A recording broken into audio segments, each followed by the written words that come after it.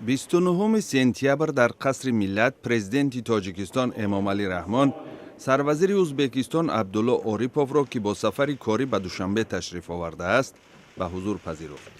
дар ҷараёни мулоқот ҷонибҳо дурнамои маҷмӯи муносибатҳои Тоҷикистону Ӯзбекистон ва роҳҳои тавсияи онро баррасӣ карданд.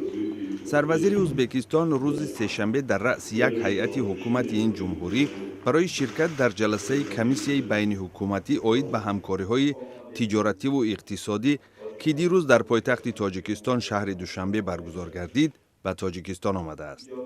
ӯ дар мулоқот бо президенти Тоҷикистон бо забони тоҷикӣ сухан кард.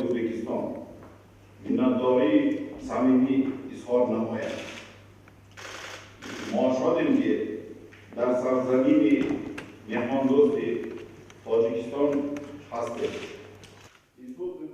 сарвазири Ӯзбекистон ибрози сипос намуд, ки сарфи назар аз шароити душвори имсола, Тоҷикистон, ки дар саргаҳи об қарор дорад, кишоварзони Ӯзбекистонро беоб нагузошт.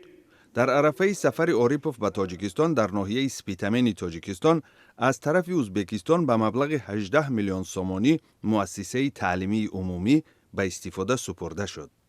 охири ҳафтаи гузашта расонаҳои Ӯзбекистон гузориш доданд, ки ин ҷумҳурӣ тасмим гирифтааст сар аз 1 октябр марзҳояшро бо як ида кишварҳои олам ва аз ҷумла Тоҷикистон боз мекунад, вале токунун дар ин бора хабаре пахш нашудааст.